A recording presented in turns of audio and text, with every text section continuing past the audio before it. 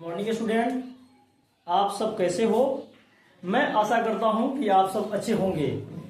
पिछले वीडियो में मैंने मैथ से बहुत इंपॉर्टेंट क्वेश्चन मैंने वीडियो बनाया था मैथ के लिए। आज मैं साइंस में फिजिक्स प्रकाश के परावर्तन से बहुत इंपॉर्टेंट ऑब्जेक्टिव क्वेश्चन मैं बताने जा रहा हूं, जो आपके एग्जाम के लिए बहुत ही महत्वपूर्ण है।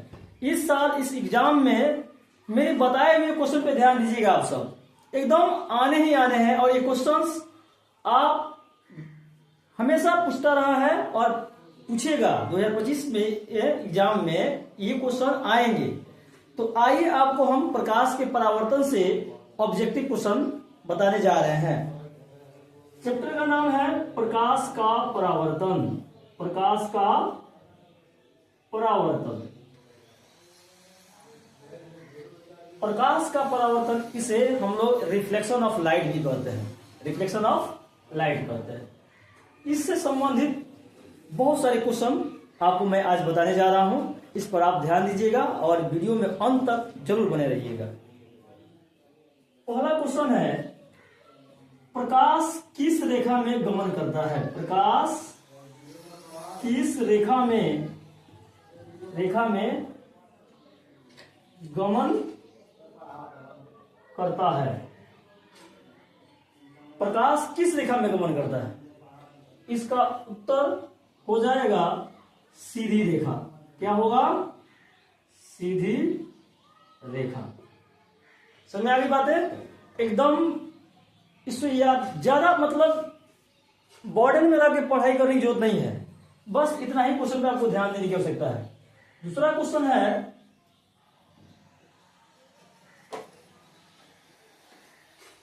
प्रकाश परावर्तन के कितने नियम होते हैं। प्रकाश परावर्तन के कितने नियम होते हैं। नियम होते हैं। इसका उत्तर हो जाएगा 2 नियम। कितने नियम होते हैं? 2 नियम। हमेशा एग्जाम में ये क्वेश्चन आता रहा है और आएगा। नेक्स्ट क्वेश्चन है,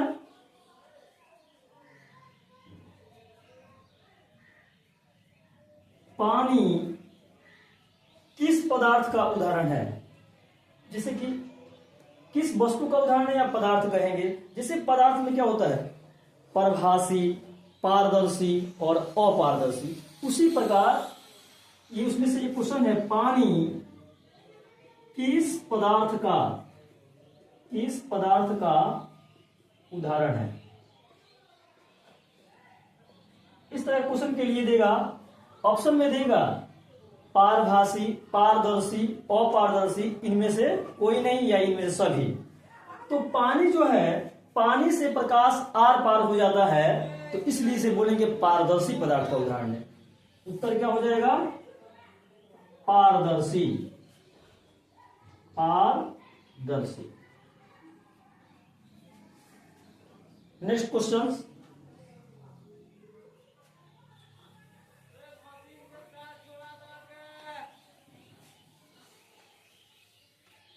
अगला क्वेश्चन है, शीशा किस पदार्थ का उदाहरण है। शीशा किस पदार्थ का उदाहरण है। शीशा किस पदार्थ का उदाहरण है, तो शीशा से भी प्रकाश आर पार हो जाता है, तो इसका उत्तर हो जाएगा पारदर्शी। क्या हो जाएगा? पारदर्शी। यही जस्ट इसकी एक और क्वेश्चन आता है, घिसा हुआ शीशा। घिसे हुए शीशा में प्रकाश का कुछ भाग पार हो पाता है, कुछ भाग नहीं पार हो पाता है, तो उसे हम बोलते हैं पारभासी। जिस पदार्थ से प्रकाश का कुछ भाग पार हो पाता है, कुछ भाग पार नहीं होता है, उसे हम लोग बोलते हैं पारभासी। तो इसे बोलेंगे घिसा हुआ शीशा। घिसा हुआ शीशा किस पदार्थ का उदाहरण है। किस पदार्थ का उदाहरण है। बहुत इंपॉर्टेंट क्वेश्चन है इस साल एग्जाम के लिए ये, इस पर ध्यान दीजिएगा। इसका उत्तर हो जाएगा पारभासी। पारभासी, पारभासी मैंने बता चुका कि वह वस्तु होता है जिससे प्रकाश का कुछ भाग पार हो पाता है, कुछ भाग पार नहीं हो पाता है। इसके बाद एक और इंपॉर्टेंट क्वेश्चन है इसी से रिलेशन, दीवार किस पदार्थ का उदाहरण है? तो दीवार में क्या है, दीवार जैसे है तो दीवार से प्रकाश बिल्कुल आर पार नहीं होता है। अर्थात हम लोग दीवार पे लाइट टॉर्च जलाते हैं या बल्ब का प्रकाश आता है तो उससे परावर्तित होकर क्या होता है, बाहर की तरफ वापस लौट जाता है, वापस लौट जाता है। तो अगला क्वेश्चन होगा, दीवार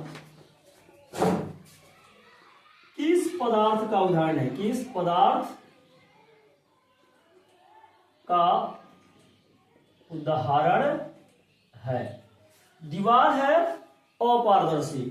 दीवार अपारदर्शी इसलिए हो जाएगा कि अगर हम दीवार पे किसी भी माध्यम से, किसी भी स्रोत से अगर हम प्रकाश डालते हैं, किसी भी स्रोत से प्रकाश डालते हैं तो वो प्रकाश उस वस्तु से टकराकर यानी दीवार से टकराकर वापस लौट जाती है। इसलिए इसके लिए उत्तर हो जाएगा आपका अपारदर्शी। अपारदर्शी, ये पारदर्शी और पारभासी वस्तु से कुछ रिलेशन क्वेश्चन थे। इसके बाद प्रकाश के कुछ उदाहरण आते हैं, जैसे कि कहा जाता है चंद्रमा। चंद्रमा का तो अपना प्रकाश होता नहीं है, वो सूर्य के प्रकाश से चमकता है। तो पूछता है क्वेश्चन, चंद्रमा किस प्रकाश का उदाहरण है, दीप्त है या अदीप्त? तो इसका उत्तर क्या होगा, अदीप्त बोलते हैं, क्योंकि चंद्रमा का अपना प्रकाश नहीं होता है। नेक्स्ट क्वेश्चन है, चंद्रमा किस वस्तु का उदाहरण है? किस वस्तु का उदाहरण है? चंद्रमा, इसका उत्तर हो जाएगा अदीप्त। अदीप्त वस्तु, अदीप्त वस्तु बहुत इंपॉर्टेंट है। बहुत लोग समझते हैं कि चंद्रमा प्रकाश देता है इसलिए दीप्त में लगा के, बहुत ये छोटी छोटी गलतियां हो जाती है। ऐसी गलती हम लोग नहीं करेंगे। क्यों? क्योंकि हम आपको बता दे रहे हैं कि चंद्रमा का अपना पर कोई प्रकाश नहीं होता है, वो सूर्य के प्रकाश चमकता है, इसलिए इसका आंसर हो जाएगा अदीप्त वस्तु। अगला क्वेश्चन है, जैसे कि दीप्त वस्तु कहते किसे हैं, ये पहले जान लेंगे। जो वस्तुएं प्रकाश उत्सर्जित करते हैं, जैसे टॉर्च, सूर्य का प्रकाश, लालटेन, दीप, मोमबत्ती, ये दीप्त वस्तुएं कहलाते हैं। और अदीप्त वस्तु का मतलब ये होता है कि जो वस्तुएं प्रकाश उत्सर्जित नहीं करते हैं। उसी में से चंद्रमा एक क्वेश्चन बार बार पूछा जाता है। क्वेश्चन बैंक में आप लोग देख लीजिएगा, पिछले 2, 4 साल, 5 साल पहले क्वेश्चन, कि हमेशा 1 साल के बाद नेक्स्ट ईयर में ये आता है। और पिछली बार ये क्वेश्चन नहीं पूछा गया था, इस बार 2025 के लिए इंपॉर्टेंट क्वेश्चन है, आएगा ये क्वेश्चन। यहां दे देगा टॉर्च। टॉर्च किस वस्तु का उदाहरण है? वस्तु का उदाहरण है टॉर्च। टॉर्च के साथ लालटेन भी पूछ देगा, दीप भी पूछ देगा, मोमबत्ती भी पूछ देगा। तो इसका उत्तर हो जाएगा दीप्त, दीप्त वस्तु। दूसरी बात यह है कि दीप्त के अगर दीप्त ऑप्शन में नहीं रहेगा तो दीप्त को ही कहा जाता है प्रदीप्त। क्या कहा जाता है? प्रदीप्त। दोनों बात समझना बहुत जरूरी है। टॉर्च किस वस्तु का उदाहरण है? तो दीप्त वस्तु का है या प्रदीप्त वस्तु का है, क्योंकि जो वस्तुएं प्रकाश देते हैं उसी को दीप्त कहते हैं, या दूसरा नाम होता है उसको प्रदीप्त।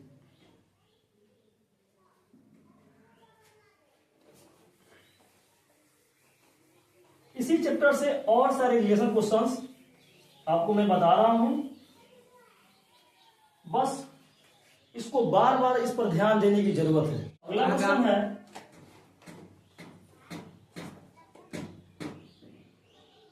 प्रतिबिंब कितने प्रकार के होते हैं? प्रतिबिंब, प्रतिबिंब कितने प्रकार के होता है? प्रतिबिंब से संबंधित क्वेश्चन है प्रतिबिंब, तो आपको मैं बता दूं प्रतिबिंब को का मतलब होता है किसी वस्तु की छाया बनना, उसे हम प्रतिबिंब कहते हैं। तो प्रतिबिंब दो तरह के होता है, एक को कहते हैं वास्तविक प्रतिबिंब और दूसरा का नाम होता है काल्पनिक या आभासी। वास्तविक प्रतिबिंब अलग हो गया और काल्पनिक या आभासी, काल्पनिक का ही दूसरा नाम होता है आभासी प्रतिबिंब, यानी उसमें कल्पना की जाती है। तो प्रतिबिंब दो तरह के होते हैं, इसका उत्तर हो जाएगा दो तरह के, दो प्रकार के ऑप्शन आता है 1, 3, 2, 5। तो देखेंगे हमने बता दिया प्रतिबिंब दो प्रकार होता है, ऑप्शन में देखेंगे ए में हो या बी में हो या सी में हो या डी में हो, बस आप उसका आंसर टिक आउट कर लीजिए। इस पर रिलेशन और अगला क्वेश्चन क्या देता है, वह कौन सा प्रतिबिंब है जिसे पर्दे पर उतारा जा सकता है। तो वास्तविक प्रतिबिंब को हम लोग पर्दे पर उतार सकते हैं। तो क्वेश्चन ऐसे भी घुमा सकता है कि वह कौन सा प्रतिबिंब है जिसे पर्दे पर नहीं उतारा जा सकता है। तो हमने बता दिया आपको वास्तविक प्रतिबिंब को उतारा जा सकता है, तो लिखेंगे काल्पनिक प्रतिबिंब को नहीं उतारा जा सकता है। वह कौन सा प्रतिबिंब है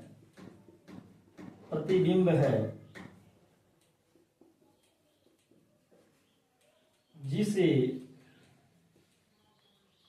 पर्दे पर उतारा जा सकता है। इसका उत्तर हो जाएगा वास्तविक प्रतिबिंब।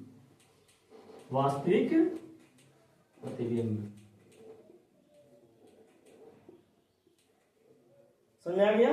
अगर यहीं पे क्वेश्चन पूछ देता कि वह कौन सा प्रतिबिंब है जिसे पर्दे पर नहीं उतार सकता है, तो इसका उल्टा आंसर होगा काल्पनिक प्रतिबिंब, क्योंकि पहले बता चुके हैं कि प्रतिबिंब दो तरह का होता है, वास्तविक प्रतिबिंब और काल्पनिक प्रतिबिंब। दर्पण से क्वेश्चन आते हैं। हमको पता मतलब आपको बताया गया है कि दर्पण दो तरह से, एक उत्तल दर्पण और अवतल दर्पण। तो उत्तल दर्पण और अवतल दर्पण से बहुत सारे क्वेश्चन पूछे जाते हैं कि उत्तल दर्पण में बना प्रतिबिंब कैसा होता है, अवतल दर्पण में बना प्रतिबिंब कैसा होता है, या वह कौन सा दर्पण है जिसमें वस्तु का प्रतिबिंब छोटा बड़ा दोनों बनता है, या किसमें केवल छोटा बनता है। तो इस संबंधित क्वेश्चन आते हैं। किस दर्पण में वस्तु का केवल छोटा प्रतिबिंब बनता है, केवल छोटा प्रतिबिंब बनता है।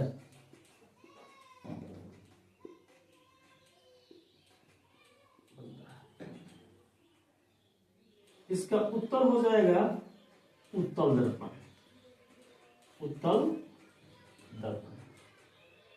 और रहा बात की अवतल दर्पण में बड़ा प्रतिबिंब होता है, वो छोटा एवं बड़ा दोनों होता है। तो क्वेश्चन ऐसे पूछेगा एग्जाम में, वह कौन सा दर्पण है, वह कौन सा दर्पण है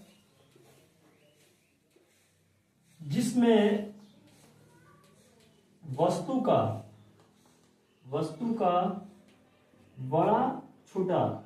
बड़ा एवं छोटा दोनों प्रतिबिंब बनता है।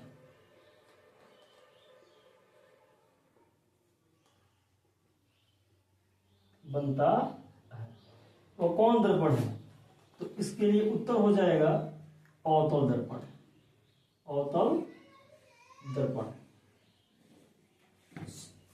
यानी कहने का मतलब है कि अवतल दर्पण में वस्तु का छोटा ही प्रतिबिंब बनेगा और बड़ा ही बनेगा, और केवल छोटा का बात कहेगा क्वेश्चन तो उत्तल दर्पण हो जाएगा। सबसे बड़ी बात यह है कि एक दर्पण जो होता है जिसे हम समतल दर्पण कहते हैं, उसमें वस्तु का प्रतिबिंब एकदम वस्तु के बराबर बनता है। पूछेगा कि वह कौन सा दर्पण है जिसमें वस्तु का केवल उस वस्तु के बराबर प्रतिबिंब बनता है, तो हो जाएगा समतल दर्पण। बराबर में जब सवाल आएगा क्वेश्चन, तो आप ध्यान रखिएगा, समतल दर्पण ऐसा दर्पण है जिसमें वस्तु का बराबर प्रतिबिंब बनता है। अर्थात कहने का मतलब है कि जितनी बड़ी वस्तु होगी उतना ही बड़ा उसका प्रतिबिंब बनेगा। और दूसरी बात यह है कि दर्पण से जितनी दूरी पर हम उस वस्तु को रखेंगे ना, उतना ही दूरी पर उस दर्पण के पीछे प्रतिबिंब बनता है। यानी जितनी दर्पण से आप दूरी पर रख दीजिए, दर्पण के सामने जितनी दूरी पर रख दीजिए, उतना ही दूरी पीछे समतल दर्पण में बना मतलब प्रतिबिंब बनता है। तो वह कौन सा दर्पण है जिसमें वस्तु के बराबर प्रतिबिंब बनता है? तो हो जाएगा समतल दर्पण। नेक्स्ट क्वेश्चन है, वह कौन सा दर्पण है जिसमें वस्तु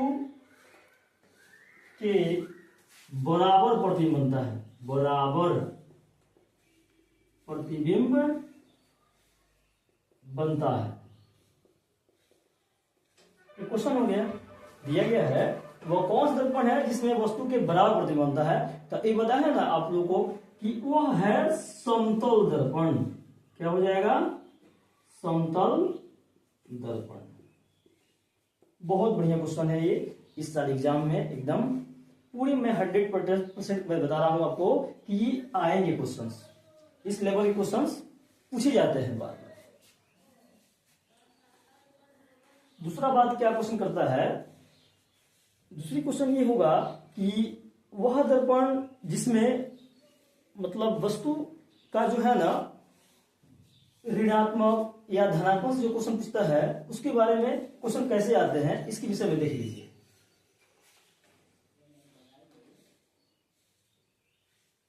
वह दर्पण जिसका प्रतिबिंब क्या होता है? प्रतिबिंब ऋणात्मक होता है।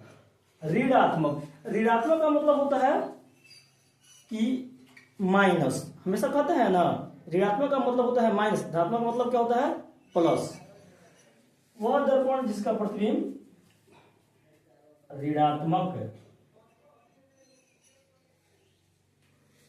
ऋणात्मक होता है। याद रखिएगा, ऋणात्मक कहेगा तो इसका आंसर हो जाएगा अवतल दर्पण। अवतल दर्पण। 16 नंबर क्वेश्चन है, वह दर्पण जिसमें प्रतिबिंब धनात्मक होता है। प्रतिबिंब क्या होता है? धनात्मक। जिसमें प्रतिबिंब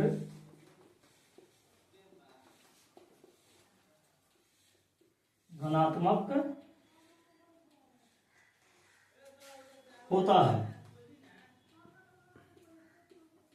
ये हो जाएगा आपका उत्तल दर्पण। उत्तल दर्पण।